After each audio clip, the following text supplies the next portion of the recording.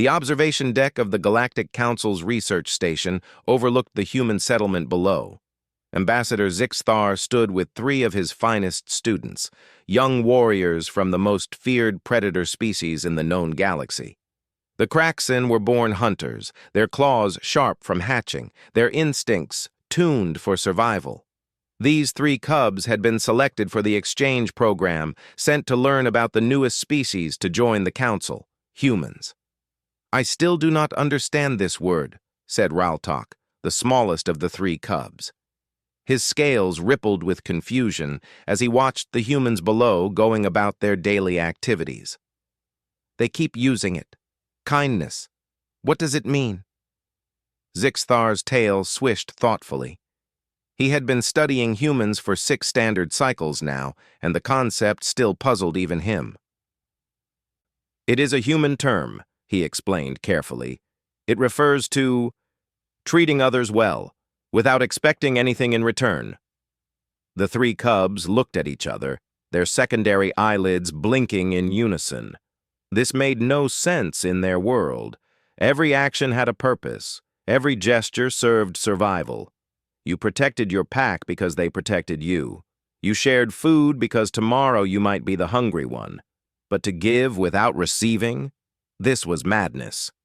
"That is inefficient," stated Korval, the largest cub. His voice held the certainty of youth. "Our instructors taught us that resources must be conserved. Energy must be preserved. Why would a species waste either on actions with no return?" Before Zixthar could answer, the door to the observation deck slid open. Captain Sarah Chen stepped inside, her standard-issue boots making soft sounds against the metal floor. She carried a data pad and wore the relaxed smile that humans seem to maintain even in formal settings. "Ambassador?" She nodded respectfully, then looked at the three cubs with genuine warmth. "And you must be our new students. Welcome to Station Terra 7. The cubs straightened, their training taking over. They had been taught human greeting protocols. Raltok stepped forward, extending his clawed hand in what he hoped was the correct manner. "We are honored to learn from your species, Captain Chen." Sarah shook his hand gently, careful of his young claws. Raltok noticed she adjusted her grip to accommodate his anatomy, not forcing him to match hers. Interesting. "The honor is ours," Sarah said. "Ambassador Zixthar tells me you've been asking about kindness?" "Yes," Korval interjected, unable to contain his curiosity. "We do not understand the concept. It seems wasteful." Sarah's smile didn't fade. Instead, she gestured toward the large windows. "Tell me, what do you see down there?" The cubs moved to the glass, their keen eyes scanning the settlement. "Humans," said Tekris, the quietest of the three. "Performing tasks, building structures, moving supplies." "Look closer," Sarah encouraged. "Tell me what else you notice." They watched more carefully. Raltok's eyes narrowed as he focused on a particular scene. A small human child had fallen, scraping her knee on the rough ground. Immediately, 3 adult humans stopped what they were doing. One brought medical supplies, another comforted the crying child. A third examined the area where she had fallen, moving the sharp rocks aside so no one else would be hurt. "They are helping the injured juvenile," Raltok observed. "This makes sense. Young ones must be protected for species survival." "Keep watching," Sarah said softly. The adults who had helped were not the child's parents. The cub could see the parents rushing over from a different area. The 3 helpers waited until the parents arrived, ensured the child was fine, then returned to their own tasks. No payment changed hands, no favor was called in. They simply left. Tekris tilted his head. They were not related to that child. Why did they stop their work? They lost productive time. "Now you're starting to see it," Sarah said. She pointed to another scene. An elderly human struggled with a heavy container. A younger human, clearly in a hurry, stopped to help. Once the container was moved, the elder offered something, perhaps payment. The younger human waved it off and jogged away, late for whatever appointment they had been rushing toward. That one helped and refused payment, Corval noted, his voice filled with confusion. This goes against basic economic principles we were taught. Sarah moved closer to the window, her reflection ghosting across the glass. Let me ask you something. In your culture, what happens to those who cannot contribute? The sick, the injured, the old? The cubs exchanged glances. Raltok spoke carefully, aware this might be a sensitive topic. They are given rest and basic care until they recover or until they do not. If resources are scarce, difficult choices must be made. The pack survives. The individual is secondary. Logical, Sarah acknowledged without judgment. But let me show you something else. She tapped her data pad, and the observation window's display changed. Now they could see inside one of the settlement's buildings. It was filled with elderly humans, some in wheeled chairs, others moving slowly with mechanical assistance. Young humans moved among them, some in medical uniforms, others clearly volunteers. This is one of our care centers, Sarah explained. These elders can no longer work. Many cannot even care for themselves fully. We assign significant resources to their comfort and health. Skilled workers spend their careers ensuring these people have dignity and happiness in their final cycles. But they provide nothing in return, Corval said, genuinely confused now. They consume resources that could go to the young, to the strong, to those who will advance your species. They already advanced our species, Sarah replied. They built what we now use. They taught us what we now know. They loved and raised us when we were the helpless cubs. But more than that, she paused, choosing her words carefully. They deserve care simply because they exist, because they are human, because every life has value, regardless of productivity.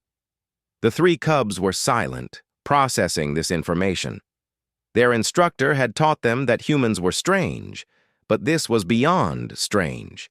This was contrary to millions of years of evolutionary pressure that had shaped every species in the galaxy. Look there, Tekris suddenly said, pointing to another section of the settlement. They watched as a human knelt beside a small creature, some kind of domesticated animal. The animal appeared injured, its leg bent at a wrong angle.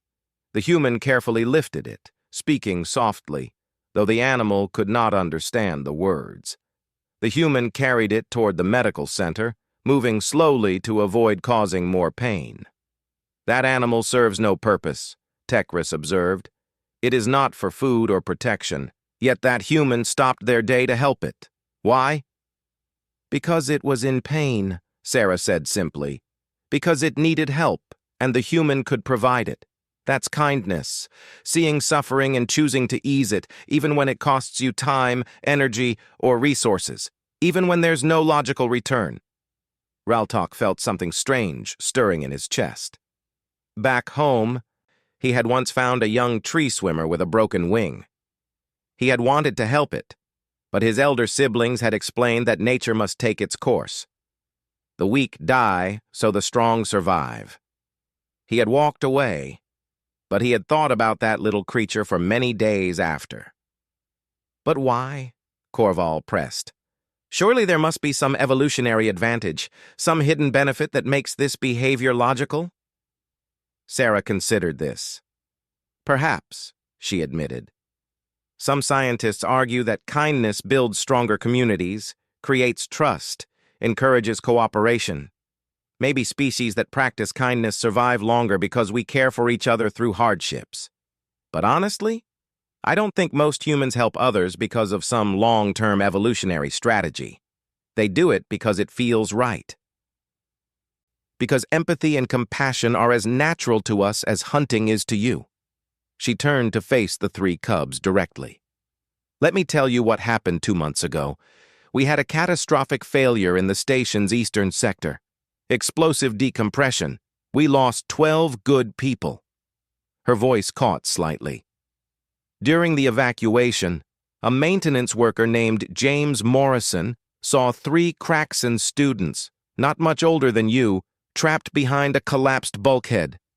The sector was losing pressure fast. James had maybe 2 minutes to reach the escape pods. The cubs leaned in, their predatory instincts recognizing a survival story. James was strong enough to move the debris, Sarah continued. He got those 3 students out and pushed them toward the escape route, but doing so cost him precious seconds. The pressure dropped too fast. James didn't make it to the pods. She met each cub's eyes in turn. He saved 3 children from another species, knowing it would likely cost him his life. That's kindness in its purest form. Silence filled the observation deck. Ambassador Zixthar bowed his head in respect. He had heard this story, but not in such detail. Why did he do it? Raltok asked quietly. Did he know those students? He'd never met them, Sarah replied. They were just 3 scared kids who needed help. And James was someone who could help. So he did. Corval's scales had paled slightly, a sign of deep thought in Craxon physiology. Would a human do this for any species? Even ones they did not know? Most would, Sarah confirmed. We have this saying, do unto others as you would have them do unto you. It means treat others the way you'd want to be treated, with respect, with care, with kindness. Tekris moved closer to the window again, watching a group of human children playing together. One child was smaller than the others, clearly struggling to keep up with their game. The others didn't leave him behind. Instead, they changed their game, made it slower, included him. They were laughing together. They modified their activity to include the weaker one, Tekris observed. They reduced their own enjoyment to increase his. Did they, though? Sarah asked. Look at their faces. They all seem pretty happy to me. Sometimes including others doesn't diminish our joy. It multiplies it. Raltok turned away from the window to face the captain directly. Captain Chen, you said kindness means helping without expecting return. But you have been showing us examples for some time now. You have been patient with our questions. What do you expect in return for this lesson? Sarah smiled, and this time there was something deeper in it, something warm and genuine. I expect nothing, but I hope for something. I hope you 3 will learn that strength isn't just physical power, that wisdom isn't just strategic thinking. I hope you'll see that the strongest communities are built not just on survival instincts, but on choosing to care for each other, even when it's hard, even when it's not efficient. She moved toward the door, then paused. Tomorrow I'd like to take you 3 down to the settlement, let you interact with our community directly, let you experience kindness firsthand. Would you be interested? The 3 cubs looked at each other. Slowly, Raltok nodded. Yes, Captain. We would like that very much. After Sarah left, the 3 cubs remained at the window, watching the humans below with new eyes. They saw the elderly being helped across streets. They saw adults stopping to answer children's endless questions. They saw strangers helping strangers, again and again, in small ways and large. I think I am beginning to understand, Tekris said softly. Kindness is not about logic or return. It is about choosing to see others as worthy of help, simply because they exist. It is still inefficient, Corval muttered, but his voice lacked conviction. He was thinking about the maintenance worker who had saved 3 Craxon students he didn't know. Raltok pressed his clawed hand against the glass, watching as a human far below bent down to help an insect that had flipped onto its back, righting it gently before continuing on their way. Such a small thing. Such a meaningless gesture by survival standards. And yet? Captain Chen never answered my question directly, Raltok said. I asked what she expected in return for teaching us.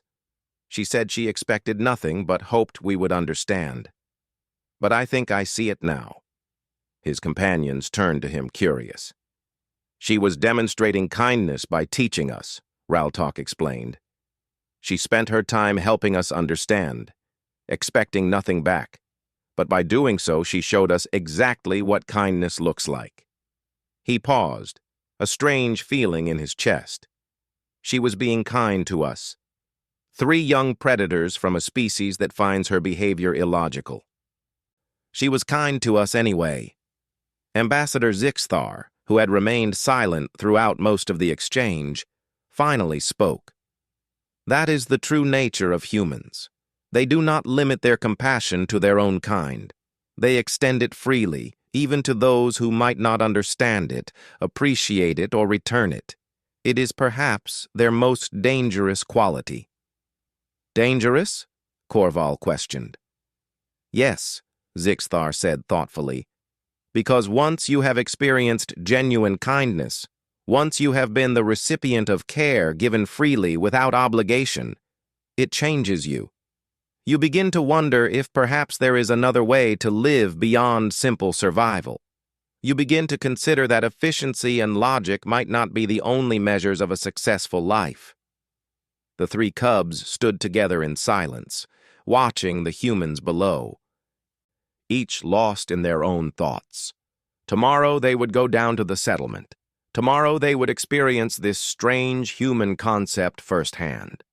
And perhaps, just perhaps, 3 young predators would learn that the strongest force in the universe wasn't found in claws or weapons or evolutionary advantages.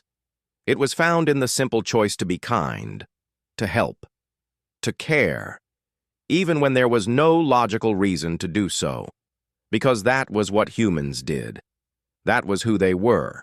And in pointing this out, in demonstrating it so patiently, Captain Sarah Chen had shown them the answer to their question without ever speaking it directly. When asked to explain kindness, she had simply been kind to them and let the lesson teach itself.